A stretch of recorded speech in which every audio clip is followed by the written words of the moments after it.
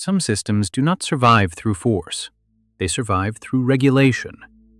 Instead of tightening control, they lower tension. Instead of punishing volatility, they absorb it. Stability in these environments is not produced by rules, but by people.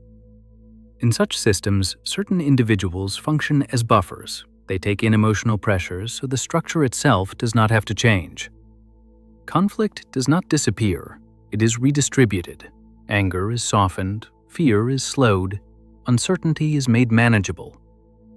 These individuals are rarely described as powerful. They are described as good, kind, patient, or understanding.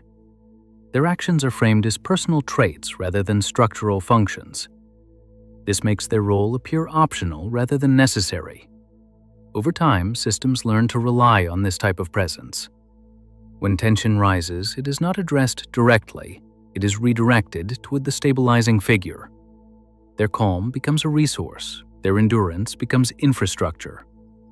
This arrangement appears peaceful from the outside. Volatility decreases, open conflict slows. The system looks improved. But the underlying structure remains unchanged. Pressure is not removed. It is held. In these conditions, care begins to replace resolution. Empathy substitutes for reform. Understanding fills the space where transformation would otherwise be required. The system continues not because it is healthy, but because it is cushioned. The cost of this cushioning is not immediately visible. It accumulates quietly. The stabilizing individual must remain consistent. They must absorb without releasing. They must regulate without redirecting pressure back into the structure. Failure is not dramatic. It is subtle. Fatigue appears first, then narrowing choices, then identity begins to collapse into function. The person becomes what the system needs them to be. This is not exploitation in the obvious sense. No one issues commands, no one enforces compliance. The system simply adapts around the individual who makes volatility tolerable. When kindness functions this way, it is no longer just a moral quality, it becomes a mechanism. It allows instability to persist without appearing violent. Systems that rely on this dynamic do not ask whether the stabilizing role is fair, they ask only whether it works. And as long as it works, nothing else needs to change. Beauty's behavior follows a pattern that is internally consistent once her environment is treated as unstable rather than cruel. Her actions are often described as selfless or virtuous, but within the system she inhabits, they are also practical. She enters a space governed by volatility. Power is uneven, emotions swing quickly, the rules are unclear, and enforcement is unpredictable. In such conditions, direct resistance would increase risk rather than reduce it. Withdrawal would not resolve the situation either. It would simply leave the system unchanged. Beauty responds by slowing the environment down. She listens, she observes. She adapts her behavior to reduce friction. This is not passive. It requires constant attention. She tracks mood shifts, adjusts tone, and anticipates reactions before they surface. From the inside, her choices feel reasonable. Calm lowers threat. Patience creates room. Understanding delays escalation. Each action reduces immediate danger, even if it does not alter the structure that produces it. Over time, this pattern becomes reinforced. When tension decreases around her, the environment responds positively. Conflict pauses, aggression softens. The space becomes more predictable. Her presence is associated with stability. This feedback loop matters. It teaches her that regulation works, not in theory, but in practice. When she absorbs pressure, the system feels safer. When she remains composed, others follow her lead. Her behavior becomes a stabilizing signal. Importantly, she does not position herself as a challenger. She does not claim authority. She does not demand change. This allows her to operate without triggering defensive responses. The system does not perceive her as a threat. What develops is a role rather than a stance. She becomes the one who understands, the one who waits, the one who endures. This role is not assigned explicitly, it emerges through repetition. As the role solidifies, expectations form around it. Calm is no longer a choice, it becomes assumed. Her patience is treated as constant rather than conditional. Her capacity to absorb tension is taken for granted. At this stage, her behavior no longer reads as exceptional, it reads as normal. The system adjusts around her steadiness, and any deviation from it feels disruptive. From the outside, this looks like strength. From the inside, it is maintenance. She is not fixing the system, she is keeping it from breaking. This is the familiar pattern. When care reduces volatility, it becomes functional.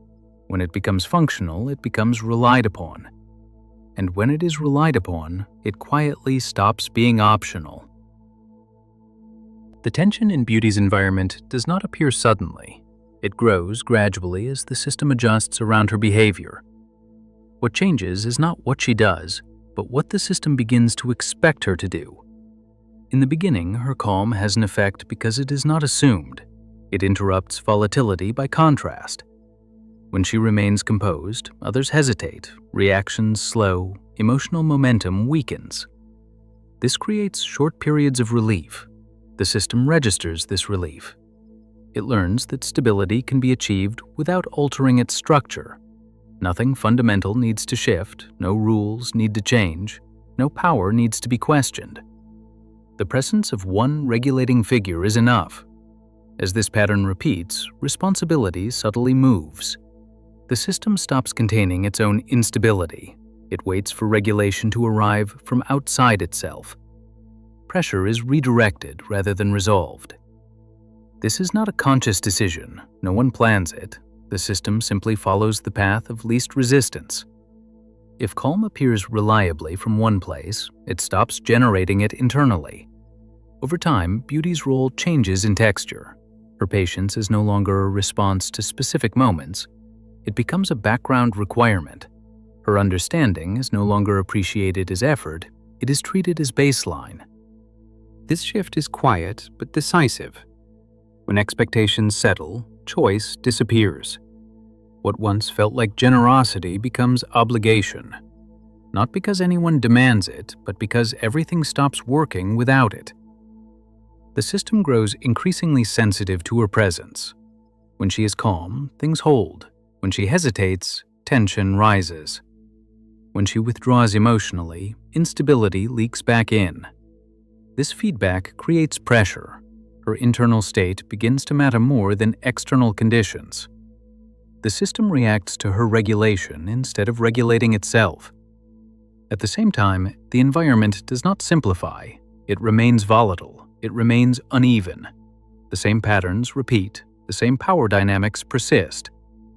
Only the surface changes. This means the work never ends.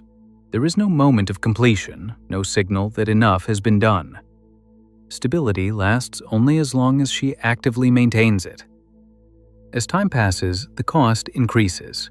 She must be more careful, more attentive, more controlled. Small deviations have larger effects.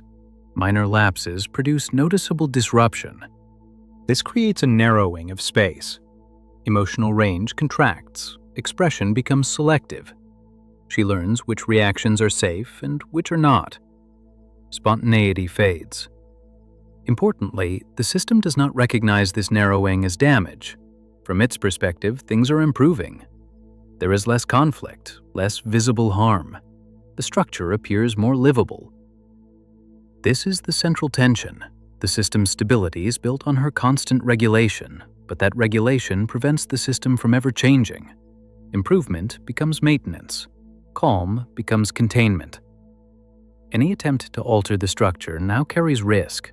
If she stops regulating, volatility returns immediately. If she demands change, conflict escalates. If she leaves, the system destabilizes. The choices collapse inward. Continue, endure, or destabilize everything. The tension does not explode. It settles. It becomes background pressure. It hums quietly beneath daily behavior. Nothing forces a breaking point. That is what makes it sustainable. And that is what makes it costly.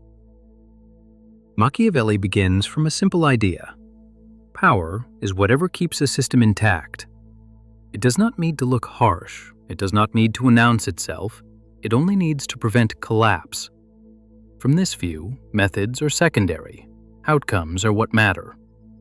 When Machiavelli looks at a stable system, he asks a specific question. What absorbs tension so that authority does not have to? Whoever performs that function, whether recognized or not, is part of the power structure. Beauty occupies this position quietly. She does not issue commands. She does not enforce rules. She does not punish disobedience. Yet her presence alters behavior more effectively than visible force. When she is present, volatility slows. Emotions soften. Outbursts lose momentum. The system breathes easier. From a Machiavellian perspective, this is not morality, it is utility. Power prefers whatever reduces the cost of maintaining order. If violence is expensive, it looks for alternatives.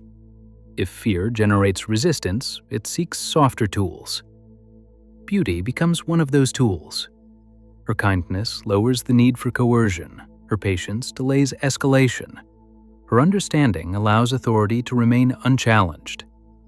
The system appears gentler without becoming less controlling. Machiavelli would recognize this as efficient governance. Order is preserved without visible repression. Stability is achieved without provoking backlash. The system conserves energy. Crucially, beauty is not positioned as a ruler. She holds no formal authority. This matters. By keeping her outside official power, the system avoids accountability. Stability appears natural rather than managed. If tension were handled by force, responsibility would be obvious. If handled by law, authority would be visible. When handled by care, responsibility dissolves into character traits. Beauty is described as kind, not necessary, patient, not structural, good, not functional. This framing protects the system. If stability fails, it is not a political problem, it is a personal one. Machiavelli emphasizes the importance of reputation. Power survives not through truth, but through belief. Beauty's reputation as gentle and selfless allows the system to rely on her endlessly without appearing exploitative. People do not see her as a mechanism, they see her as a virtue. This makes her role invisible, and invisibility is one of power's strongest protections. The system begins to organize itself around this invisibility. Instead of fixing sources of volatility, it waits for her to soften them.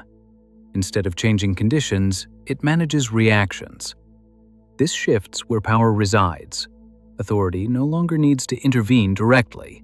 It can remain distant, untested, intact. Beauty absorbs the friction that would otherwise expose structural weakness. Machiavelli warns that rulers often prefer indirect rule because it produces fewer enemies. Beauty's presence prevents conflict from reaching the level where authority would be questioned. She interrupts escalation before it becomes political. Her consistency becomes essential.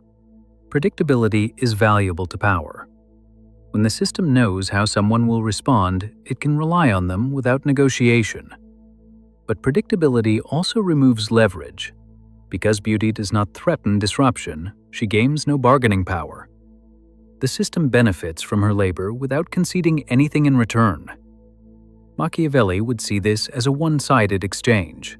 Stability flows upward, cost flows downward.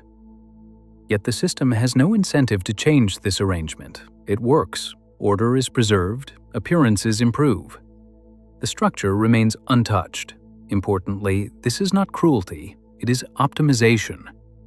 Power does not ask whether the stabilizing figure is strained, it asks whether stability holds. As long as beauty continues to regulate tension, authority remains clean, violence remains unnecessary, the system appears civilized. From this lens, beauty is not outside power, she is inside it, performing one of its most delicate functions. She allows authority to remain calm, distant, and unchallenged. Machiavelli would not describe her as naive, he would describe her as useful.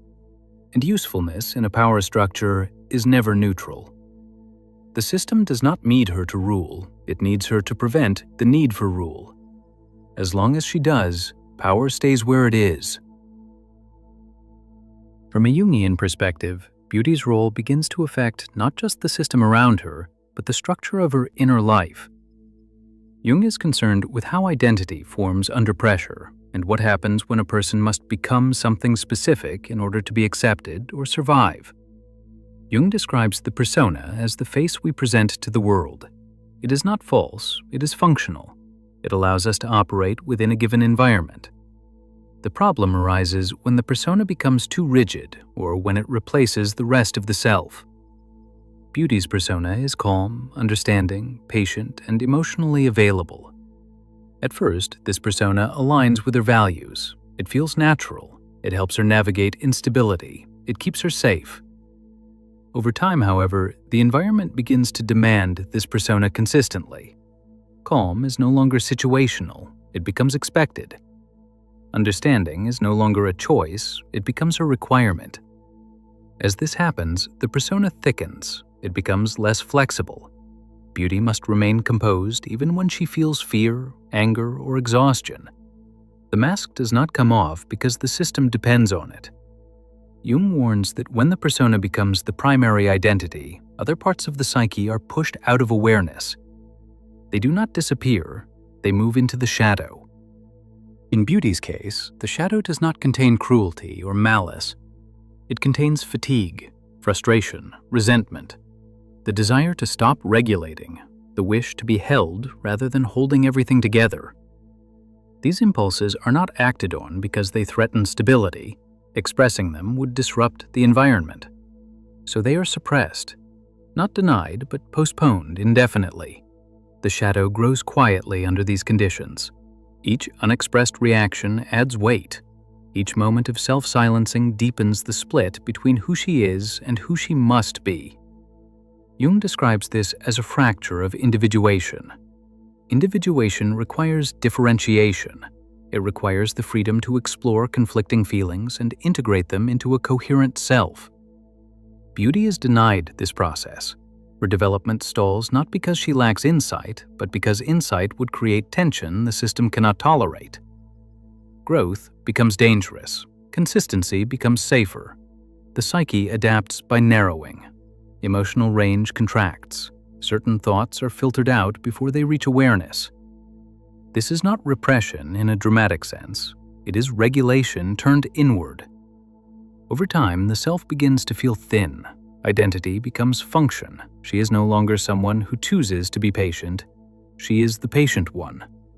Jung notes that this is where psychological cost becomes visible. The individual feels increasingly responsible for others' emotional states while losing contact with their own. Inner life becomes quiet, not peaceful. The shadow, left unintegrated, does not disappear. It manifests as exhaustion, numbness, or sudden emotional flooding. Not breakdown, but leakage.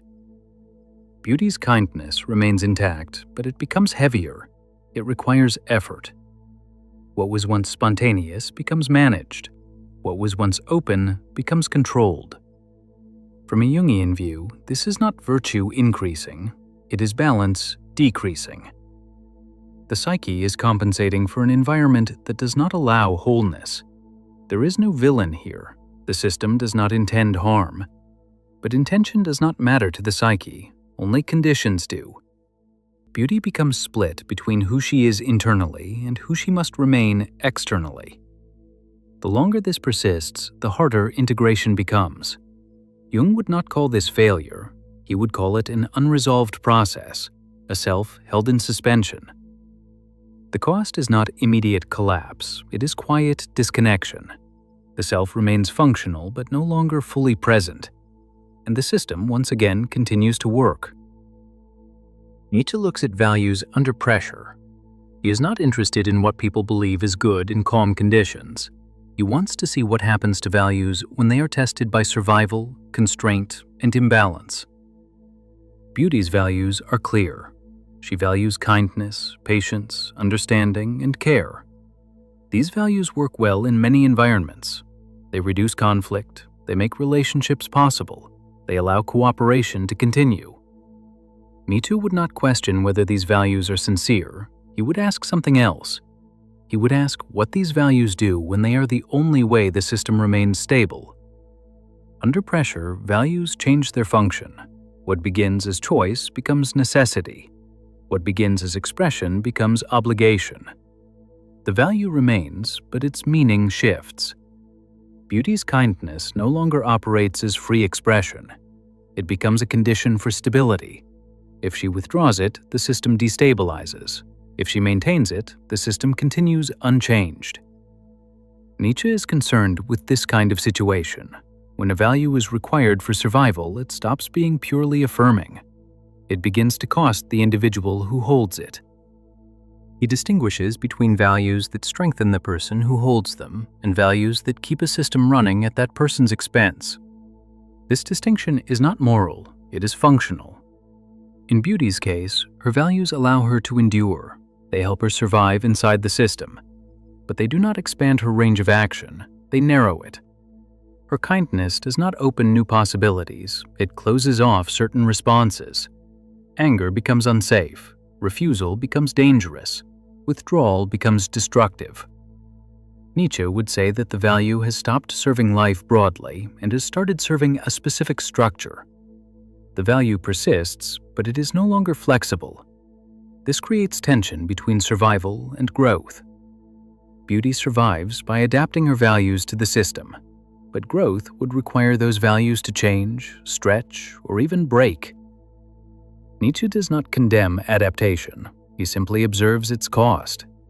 When survival depends on remaining agreeable, endurance replaces expansion. Over time, the value of kindness becomes heavier. It must do more work than it was designed to do.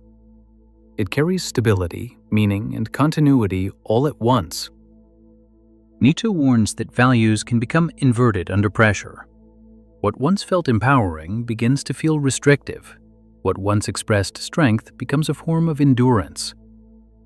Beauty does not abandon her values, she carries them forward. But carrying something constantly is not the same as choosing it freely. The system rewards her for this endurance.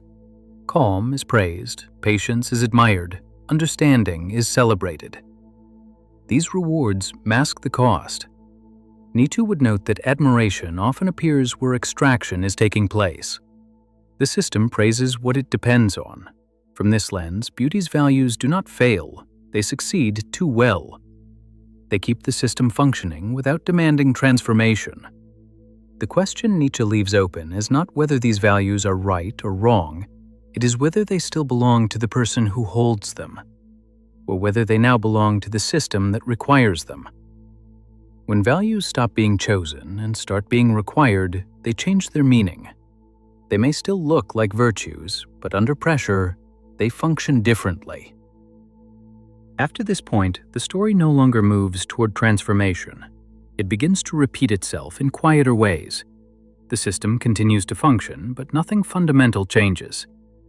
Beauty's role stabilizes. It becomes predictable. She knows what is expected of her, and the environment responds when she fulfills that expectation. Tension lowers, conflict pauses, life continues. Events still happen, but they do not accumulate. Moments of closeness do not lead to restructuring. Moments of calm do not create lasting safety. Each situation is handled as it arises, then dissolves. Her actions feel less like choices and more like maintenance. She listens, she reassures, she waits.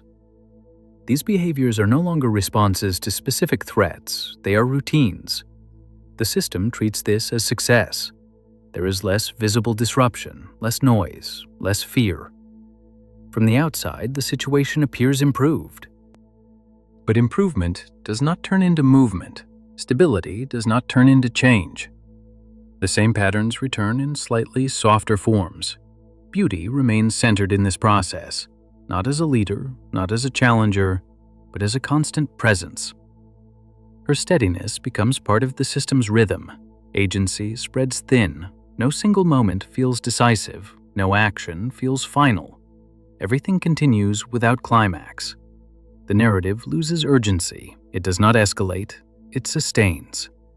Time passes, but direction remains unclear. In this state, the story is no longer about conflict or resolution. It is about endurance, about how long stability can be maintained without transformation. Nothing breaks, nothing ends. The system holds, and holding becomes the story. Systems that remain stable without changing often rely on quiet forms of regulation. Instead of resolving tension, they distribute it. Instead of confronting instability, they soften its impact. Continuity is preserved without transformation. In these systems, care does not disappear. It becomes functional. It smooths edges. It lowers intensity.